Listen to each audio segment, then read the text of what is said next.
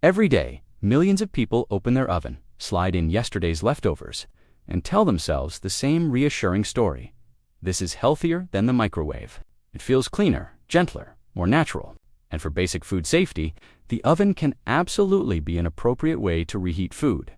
But that is not the whole story, because with certain foods, especially when they are reheated, uncovered, browned again, crisped again, or pushed under the broiler to bring them back to life, you are not simply warming dinner. You are subjecting already cooked food to a second round of dry, high heat. And that second round can drive chemical reactions that cancer researchers, food toxicologists, and public health agencies have been studying for decades. You cannot see most of these reactions, you usually cannot smell them, and in many cases, you will not notice any immediate symptom after eating the food. That is exactly why this subject matters. The issue is not usually instant illness.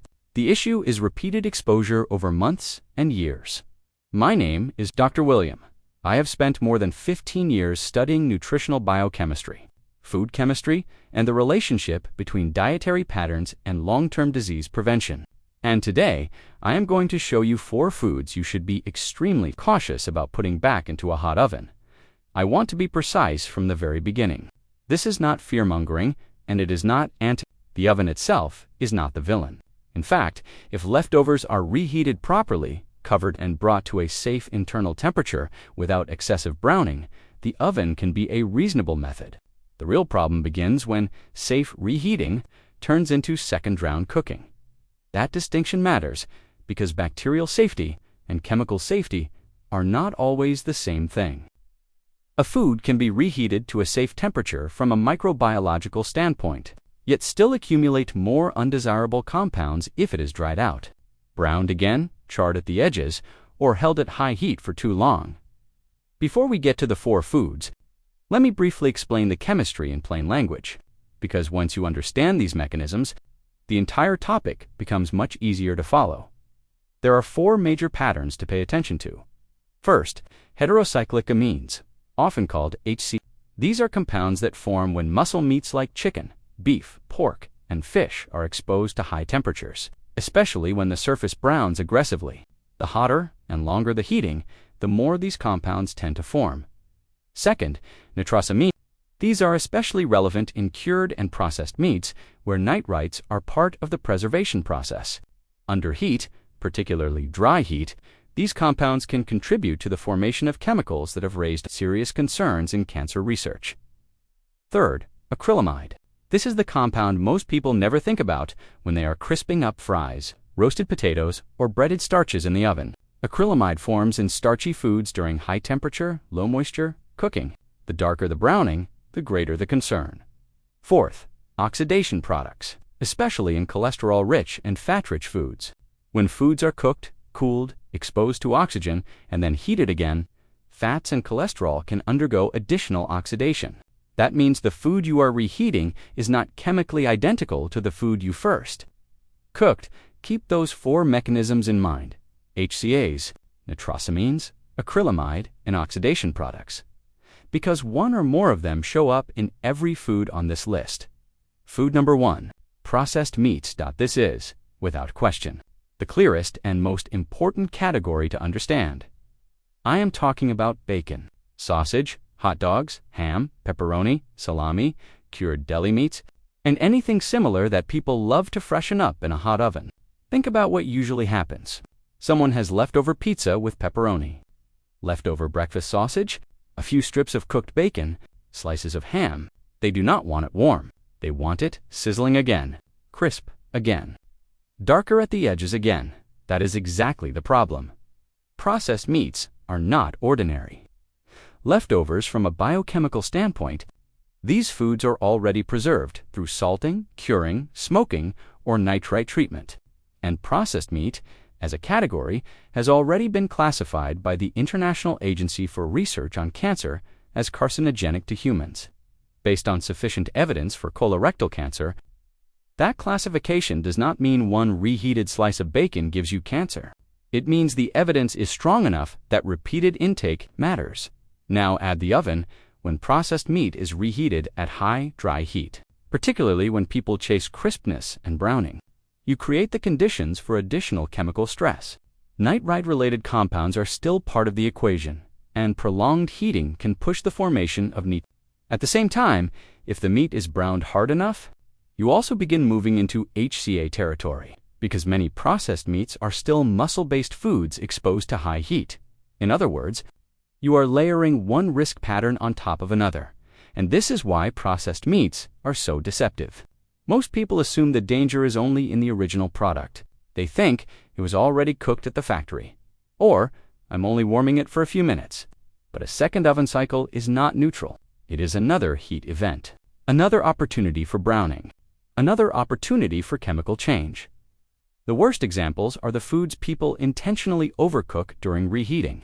Bacon made extra crispy pepperoni pizza baked until the oil pools and the edges curl. Sausage links reheated until the casing darkens. Ham baked until the outer surface dries and hardens. That is not simple reheating. That is chemical intensification. So what should you do instead? If you eat processed meat at all, avoid oven reheating it to the point of renewed browning. Do not broil it. Do not chase crispness. If it must be warmed, use gentle heat. Keep the time short, and stop the moment it is hot enough. Better yet, reduce how often these foods appear in your leftovers in the first place. Food number 2. Leftover chicken and other roasted muscle meats.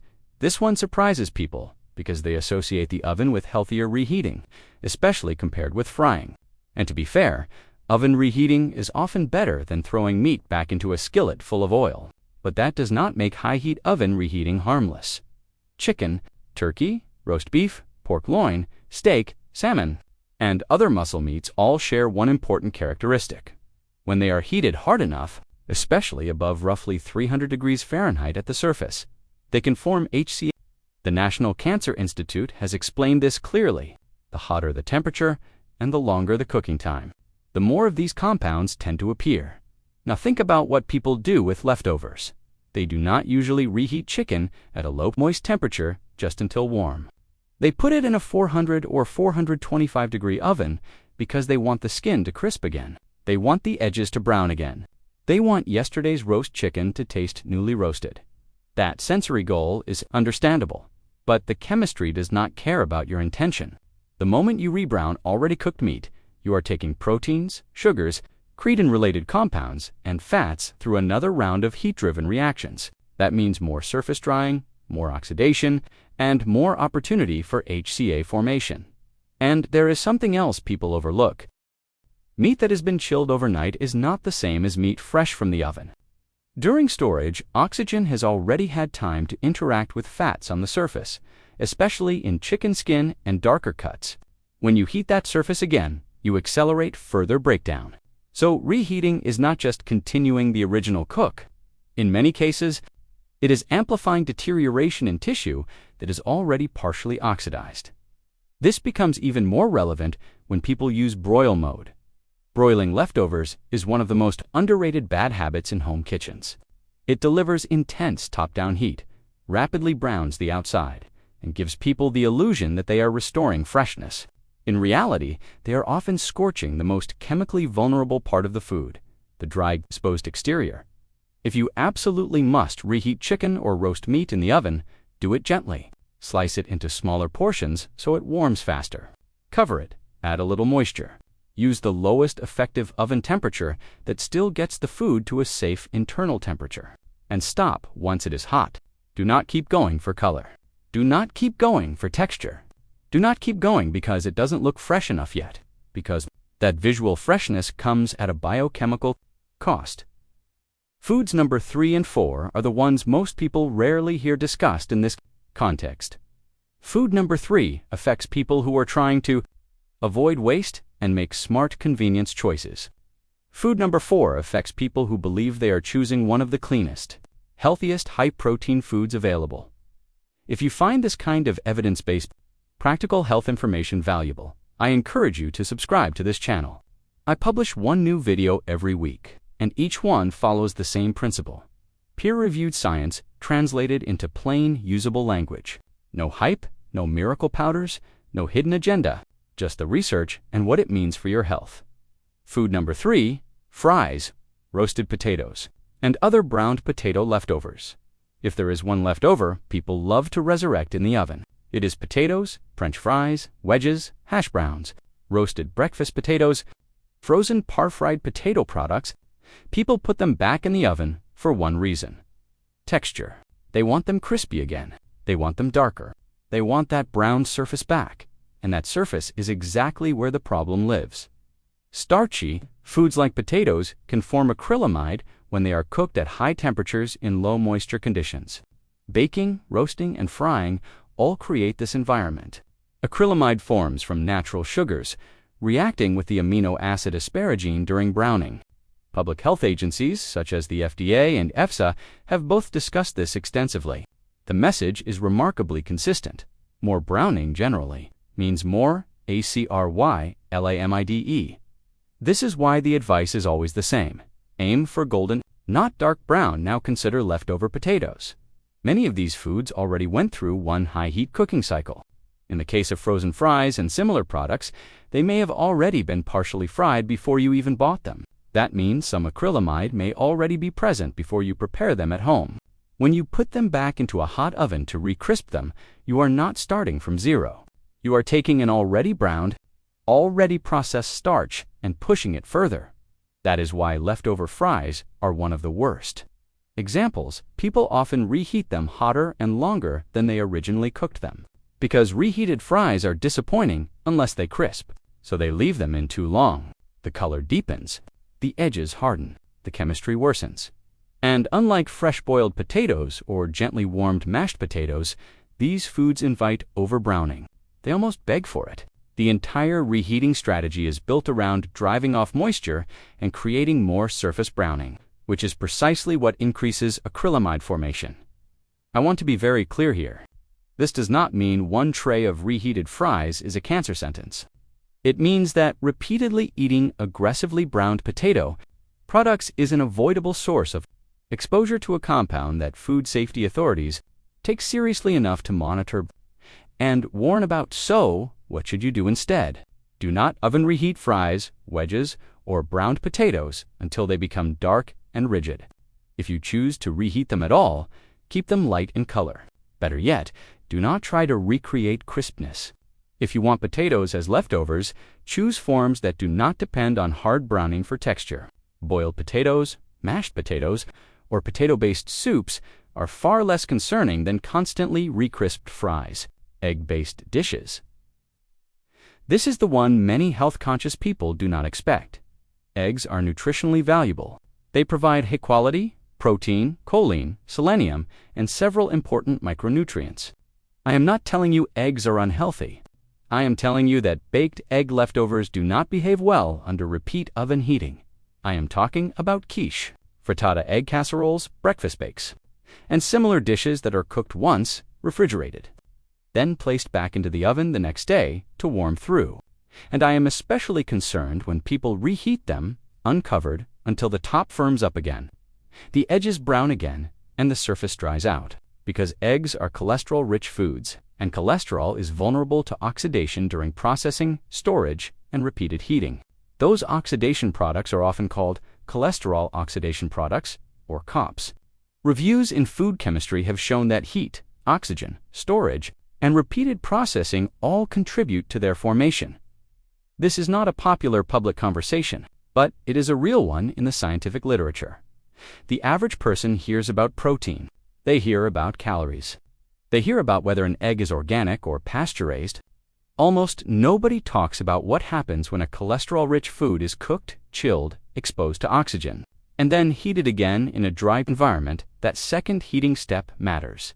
And it matters even more when the egg dish contains cheese, processed meat, or added fat, which many of them do. Now you are dealing not only with oxidized cholesterol concerns, but also with additional fat oxidation, and, depending on the ingredients, possibly some of the processed meat chemistry we discussed earlier. I also want to be scientifically honest here. The cancer-specific evidence is not equally strong across every compound we discuss in food chemistry. Processed meat and acrylamide have clearer public health attention when it comes to cancer language. With egg-based leftovers, the concern is broader oxidative deterioration and the formation of compounds researchers believe are worth minimizing, especially when exposure is repeated. And from a prevention standpoint, that is enough for me to tell you this. Do not keep putting yesterday's egg bake back into a hot oven just to make it taste freshly made. If you prepare eggs in advance, eat them cold when appropriate, or warm them as gently and briefly as possible. But do not dry bake them a second time until the top tightens, the edges darken, and the surface starts to toughen. That is exactly the kind of reheating habit that sounds harmless and is not. I want to pause here and emphasize something important. The unifying problem across all 4 foods is not simply reheating. It is aggressive oven reheating, dry reheating, browning-focused reheating, texture chasing reheating. Reheating that turns leftovers into a second cooking event. That is what changes the chemistry. So let us bring everything together. Clearly, food number 1, processed meats, bacon, sausage, pepperoni, ham, hot dogs, and similar cured meats are already the category with the strongest cancer warning in public health. Oven reheating them, especially to the point of renewed crisping and browning, can further worsen nitrosamine and HCA concerns. Food number 2, leftover chicken and other roasted muscle meats. These foods can form HCAs when reheated too hot and too long, especially when people use high oven temperatures or broil settings to rebrown the outside. Food number 3, fries and roasted potatoes. These starchy foods are prone to acrylamide formation, and the darker and drier they become during reheating, the greater the concern. Food number 4, egg-based bakes and casseroles. These cholesterol-rich foods can undergo additional oxidation during storage and reheating, particularly when dry oven heat is used to firm and brown them again. For different patterns, one common mistake: using the oven not to warm food safely, but to recreate fresh cooked texture by pushing leftovers back into a second cycle of browning. Now let me tell you exactly what I want you to do with this information. First, reheat leftovers only once whenever possible. Repeated reheating is one of the fastest ways to compound both food safety and food chemistry problems. Second, when using the oven, think moisture, not crispness. Cover the food. Add a small amount of liquid when appropriate. The goal is to warm the center, not dehydrate the surface. Third, avoid broil mode for leftovers. It is one of the easiest ways to create excessive surface heat in a very short time. Fourth, do not use visual browning as your signal that the food is ready. Use temperature and timing, not color. The more you chase color, the more likely you are to push the chemistry in the wrong direction. Fifth, be especially cautious with processed meats and potato products. These are the 2 categories where people most often intentionally overdo oven reheating. Sixth, plan portions better. I know that sounds simple, but it may be the single most effective strategy. Fewer leftovers means fewer opportunities for repeat heat exposure. And 7th, remember that a safe oven reheat is not a mini reheat. Once the food is heated through. Stop. Before I finish, I want to ask you something, and I genuinely want to hear your answer. Which of these 4 foods surprised you the most? Was it processed meats, the category that becomes even more problematic when people try to crisp it up again? Was it chicken and roasted meat? The leftovers, so many people assume, are perfectly safe in a hot oven. Was it potatoes, the food people practically define by crisp reheating? Or was it egg dishes, the one most health-conscious viewers never expect to see on a list like this? Let me know in the comments below, and if there is a specific food you regularly reheat in the oven and want me to investigate in a future video. Leave that in the comments as well. I read every single comment. Your questions shape the research behind future videos on this channel. Before we finish, there is one final thought I want to leave you with. Think about someone in your life who reheats leftovers this exact way. A parent crisping up last night's bacon, a college student reheating fries at 425 degrees because they do not want them soggy. A busy professional putting leftover chicken under the broiler for just a few minutes. A health-conscious friend warming yesterday's quiche until the top browns again because they think that means it is properly reheated. They do not know what you know now, and you can change that in less than 10 seconds simply by sharing this video with them. Not to frighten them, not to lecture them, simply to give them the same information you now have. because they deserve the chance to make informed decisions about their health, just as much as you do. The goal is not to become afraid of food. The goal is to understand that how you heat food matters. Not just what you eat, but what you do to it after it has already been cooked. Prevention is rarely about one dramatic decision. More often, it is about small, repeated habits. And oven reheating is one of those habits almost nobody examines closely enough. As always, I want to end with an important clarification. Everything presented in this video is intended for educational and informational purposes only. It is not personal medical advice, a diagnosis, or a treatment recommendation. Food science is complex, evolving, and highly dependent on context, including the type of food, the temperature used, the storage conditions, and the frequency of exposure over time. I strongly encourage you to consult your physician, registered dietitian, or another qualified health professional before making major dietary changes, especially if you have an existing medical condition. The mission of this channel has always been simple: to translate complex scientific research into clear, practical, evidence-based information you can actually use. Not to replace your doctor, not to create unnecessary fear, but to make sure that the same science available to researchers and public health professionals is also available to you. Evidence-based information about your own health. Thank you for watching.